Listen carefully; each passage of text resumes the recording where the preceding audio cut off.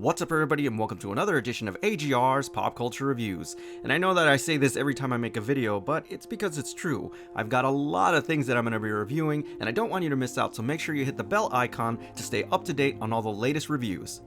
Now, for those of you beautiful watchers who've been watching the reviews for a while, you'll know that I briefly talked about the family lineages and how complicated they are. Well, Wanda Maximoff is no stranger to that, and what makes her even more fascinating for me personally is that she's the daughter of one of my favorite characters, Magneto. And yes, in the comics things get incredibly convoluted, and because of it continuity suffers, not to mention how they're going to explain all this in the MCU. Nevertheless, Wanda Maximoff is one of my favorite characters, especially her comic book counterpart. And because of it, today we're going to be reviewing Diamond Select Toys' version of the Scarlet Witch, part of the Marvel Premiere statues. Let's take a closer look. As promised, I did want to start reviewing statues that resembled more of the comic book counterparts of these wonderful characters, and this is a perfect representation. The head sculpt here is really fantastic. I love the countenance in the face, the makeup is great. I also love the sternness in the way that she's reaching out. The hair sculpt is also done very well, not ultra realistic, but nevertheless still very well sculpted, especially in the shading. The cowl looks great. Now, this is not as detailed as the Kotobukiya version that we reviewed, but nevertheless it is very well done. The midsection and upper torso of this piece is really where you see a lot of detail, especially in the textures. I love that wet leather look. It looks absolutely fantastic and very reflective. I also love the sculpt, especially in her midsection where you see the abdominal muscles just coming out of the costume. Color palette is great. That rose pink offset against that brilliant red is really nice, guys. I absolutely love what they did here. It is truly amazing.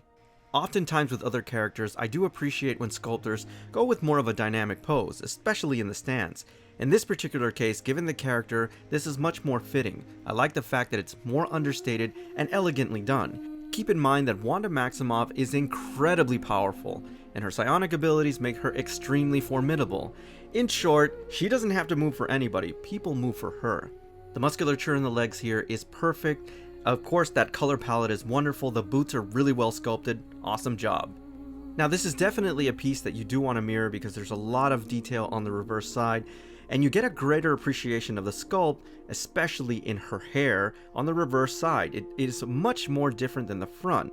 You also gotta love this wonderful cape. It's very flowy. I love the diamondism of it, especially the texture. It's much more flat than the rest of the piece, and it really offsets a very shiny statue overall.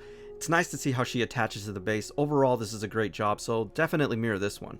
Now this is what really sold this piece for me, and it was definitely in the base, and I'll tell you why. Apart from the fact that it's really nice and stratified where you have the main base and then you have that concrete layer in the middle, and of course that psionic force just coming up from the base, it is very similar to the Magneto statue, so these things are going to look wonderful together in a display case.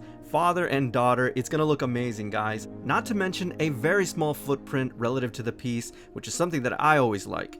Now, one of the things that do set these pieces apart from the rest of the line is that they come with some modicum of prominence. Now, you do have a sort of certificate of authenticity, so to speak. It has a wonderful image of the statue. It does read the name Scarlet Witch and the number of your piece. I have 358 of 3000, so this is a very large run. If you put this in a plaque, of course, it's going to look really nice next to the statue, and it's going to look really nice next to the Magneto statue. Again, I keep emphasizing that because it's going to look really cool, guys. Now, I am categorizing this as a Holy Grail piece, and I'll tell you why. It's a very big run at 3,000 pieces, but don't let that number fool you. I've been sucker punched before.